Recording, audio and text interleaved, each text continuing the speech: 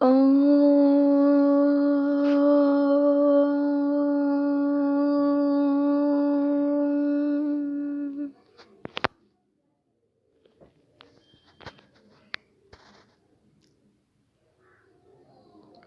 ॐ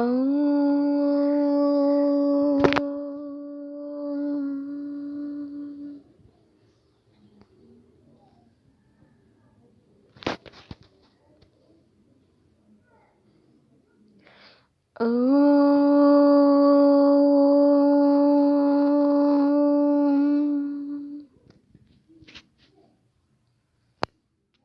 शांति शांति शांति ही स्वस्थ सुप्रभात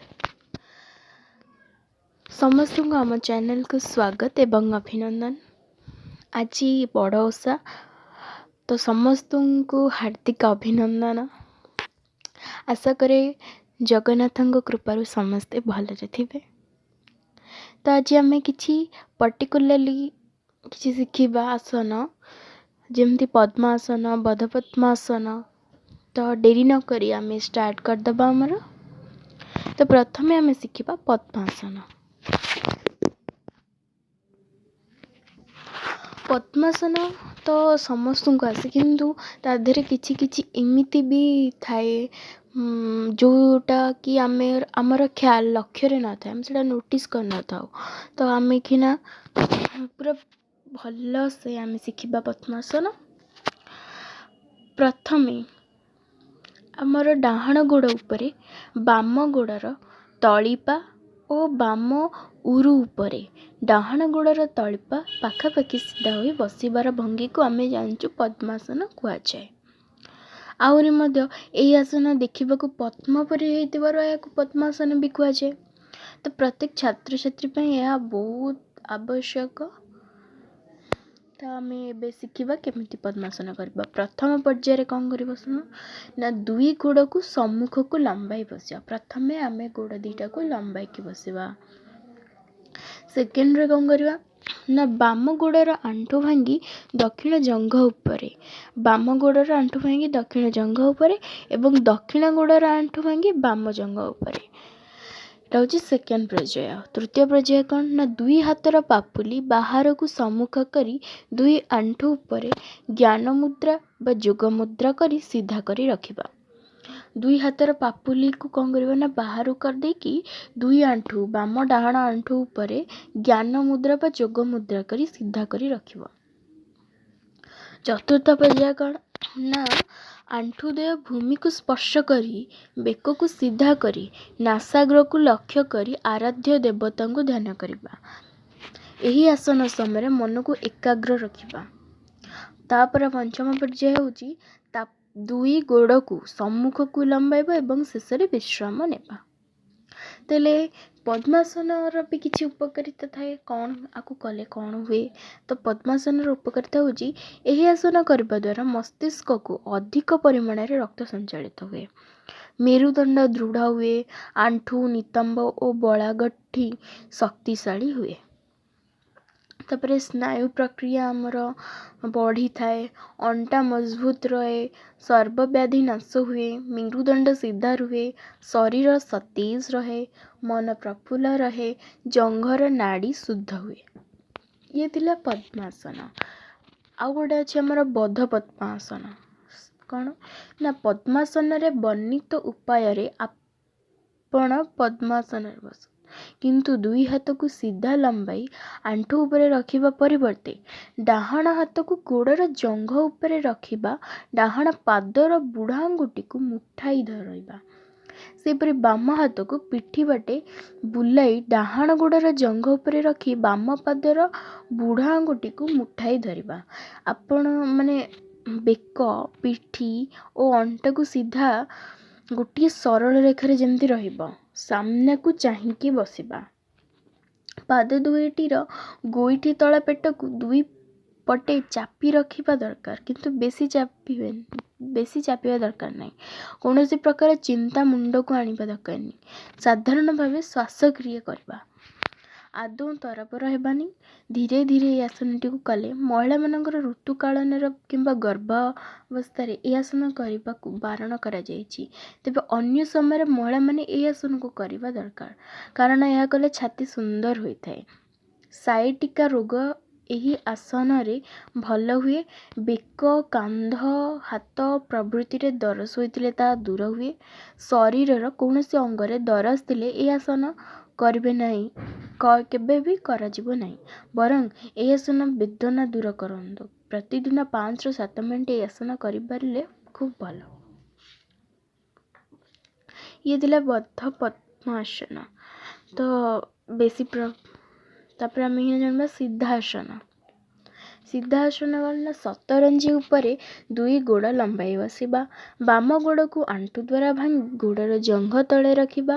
ଡାହାଣ ଗୋଡ଼କୁ ଆଣ୍ଠୁ ଠାରୁ ଭାଙ୍ଗି ତାହାର ଗୋଇଠିକୁ ଯୌନାଙ୍ଗ ମୂଳରେ ରଖିବା। ଅଧିକ ଚାପ ଦେବା ନାହିଁ। ଏବେ ନାକର ଅଗ୍ରଭାଗକୁ ଦୁଇ ଆଖିରେ ଚାହିଁ ଏକାଗ୍ରତା ରକ୍ଷା କରିବା। ଚାହିଁଲେ ଦୁଇ ଆଖି ମଧ୍ୟ ବନ୍ଦ ରଖିପାରିବେ। ହଲଚଲ ନ ହୋଇ ସ୍ଥିର ଭାବେ ବସିବା। ପ୍ରଥମେ ଯଦି ବାମ ଗୋଡ଼କୁ ଭାଙ୍ଗିଥିବ ତେବେ ବାମ ପାଦର ଅଗ୍ରଭାଗ ଡାହାଣ ଗୋଡ଼ର ଜଙ୍ଘ ଏବଂ ପେଣ୍ଡା ମଝିରେ ରଖିବା ଆବଶ୍ୟକ। ଏହି ବ୍ୟତୀତ ଉଭୟ ଗୋଡ଼ର ପାଦ ଗଣ୍ଠିକୁ ଉପର ତଳ କରି ରଖିବା। ଅଣ୍ଟା, ମେରୁଦଣ୍ଡ, ବେକ ଓ ମୁଣ୍ଡ ସିଧା ରହିବ ପୁରା ସଳଖ ଭାବରେ। ଉଭୟ ହାତକୁ ସିଧା କରି ଜ୍ଞାନ ମୁଦ୍ରାରେ ରହିବା। ଏହିପରି ଅବସ୍ଥାରେ ପ୍ରଥମେ 5 ମିନିଟ୍ ଲେଖାଏଁ ଦିନକୁ ଏହି ସମୟ ଅଳ୍ପ ଅଳ୍ପ ଟିକେ ବଢ଼ାଇବା। ଛାତ୍ରଛାତ୍ରୀ, ମଧ୍ୟବୟସ୍କ ବ୍ୟକ୍ତି, ସାଧୁ, ସନ୍ନ୍ୟାସୀମାନେ ଏହି ଆସନ ଅଧିକ ସମୟ କରିଥାନ୍ତି। ଏକାଗ୍ରତା ବୃଦ୍ଧି କରିବା ପାଇଁ, କୌଣସି ସମସ୍ୟାର ସୂତ୍ର ପାଇବା ପାଇଁ ଏହି ଆସନରେ ବସି ଗଭୀର ଚିନ୍ତା କଲେ ସୁଫଳ ମିଳିବ। ଯେଉଁମାନଙ୍କର ସ୍ମୃତିଶକ୍ତି ଦୁର୍ବଳ, ହୃଦୟ କିମ୍ବା ଫୁସ୍ଫୁସ୍ ଜନିତ ରୋଗ ଅଛି, ହଜମ ହୁଏ ନାହିଁ, ମନ ସ୍ଥିର ରହେ ନାହିଁ, ସେମାନେ ସକାଳେ ଓ ସନ୍ଧ୍ୟାରେ 30 ମିନିଟ୍ ପର୍ଯ୍ୟନ୍ତ ଏହି ଆସନ କରିବା ଦରକାର, ଯାହାଦ୍ୱାରା ବହୁତ ଉପକାର ବି ମିଳିଥାଏ। ପ୍ରଥମେ ଡାହାଣ ଗୋଡ଼ ବଙ୍କାଇ ମଧ୍ୟ ଏହି ଆସନ କରିପାରିବେ। ତାପରେ ଆମେ ଆସିବା ପର୍ବତାସନ। ପର୍ବତାସନ ମାନେ କ'ଣ? ପର୍ବତ ଭଳି ହେଇଥିବ ନା? ପର୍ବତାସନ କ'ଣ ନା? ଏହି ଆସନ ପର୍ବତ ଭଳି ଉପରକୁ ଉଠିଥିବାରୁ ଏହାର ନାମ ପର୍ବତାସନ। ଉପରକୁ ଉଠିଥାଏ, ପର୍ବତ ଭଳି ହେଇନଥାଏ। ତ ପ୍ରତ୍ୟେକ ଛାତ୍ରଛାତ୍ରୀ ଏହାକୁ ଏକାନ୍ତ ଉପାଦେୟ, କାହିଁକିନା ଏଇଟା ଦରକାର। ବେଶୀ ତ ଛାତ୍ରଛାତ୍ରୀମାନଙ୍କ ପାଇଁ ୟୋଗା ବହୁତ ଦରକାର। ତାପରେ ପର୍ବତାସନ କେମିତି କରିବା? ଫାଷ୍ଟ ହେଉଛି ପ୍ରଥମ ପଦ୍ମାସନରେ ବସିବା। ପଦ୍ମାସନରେ କେମିତି ବସିବା ସମସ୍ତେ ଜାଣିଥିବେ। ତ ତାପରେ କ'ଣ କରିବା ନା, ଦୁଇ ହାତର ଆଙ୍ଗୁଳିକୁ ପରସ୍ପର ମଧ୍ୟରେ ରଖିବା।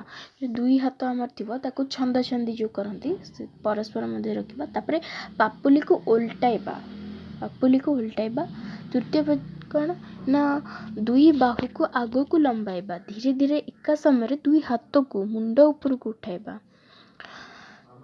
ଚତୁର୍ଥ ପର୍ଯ୍ୟାୟ ହେଉଛି ଧୀରେ ହାତ ତଳକୁ ଆଣି ଛନ୍ଦ ଖୋଲିବା। ତାପରେ ପଦ୍ମାସନରେ ବସିବା। ତାପରେ ପଦ୍ମାସନକୁ ଦୁଇ ଗୋଡ଼କୁ ସିଧା କରି ଲମ୍ବ ଭାବରେ ରଖି ବିଶ୍ରାମ ନେବା।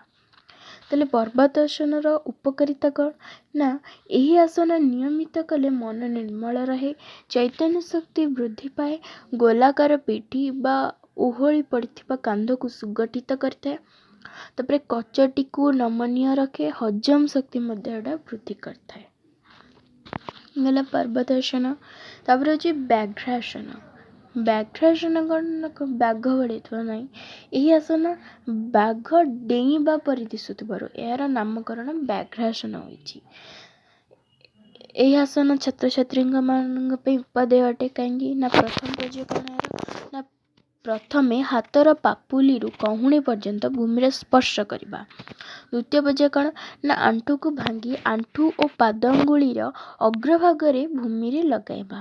ତୃତୀୟ ହେଉଛି କ'ଣ ନା, ଶରୀରର ସମସ୍ତ ଭାର କହୁଣୀ ଠାରୁ ପାପୁଲି ପର୍ଯ୍ୟନ୍ତ ଭାର ଦେଇ ଗୋଡ଼ ଦୁଇଟିକୁ ଏକତ୍ର ମୋଡ଼ି ଧୀରେ ଧୀରେ ଉପରକୁ ଉଠାଇବା। ତାପରେ ଚତୁର୍ଥ କ'ଣ ନା, ଧୀରେ ଧୀରେ ଗୋଡ଼ ଖସାଇ ପୂର୍ବ ଅବସ୍ଥାକୁ ଆସି ବିଶ୍ରାମ ନେବା। ଇଏ ଥିଲା ବ୍ୟାଘ୍ରାସନ। ଏହାର ଉପକାରିତା ହେଉଛି, ଏହି ଆସନକୁ ନିୟମିତ କଲେ ଶରୀର କାର୍ଯ୍ୟକ୍ଷମ ହୁଏ, ମେରୁଦଣ୍ଡର ଜଡ଼ ସ୍ଥାନ ନରମ ହୁଏ, ଅଣ୍ଟାର ମେଦ କମାଏ, କୋଷ୍ଠ କୋଷ୍ଠକାଠିନ୍ୟ ରୋଗ ଦୂର କରେ, ରକ୍ତ ସଞ୍ଚାଳନ ପ୍ରକ୍ରିୟା ନିର୍ମଳ ହୁଏ ଆଉ ହୃଦ ରୋଗ ମଧ୍ୟ ଦୂର ହୁଏ।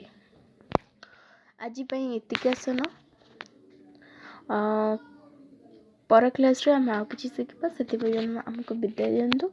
ଧନ୍ୟବାଦ। ଜୟ ହିନ୍ଦ।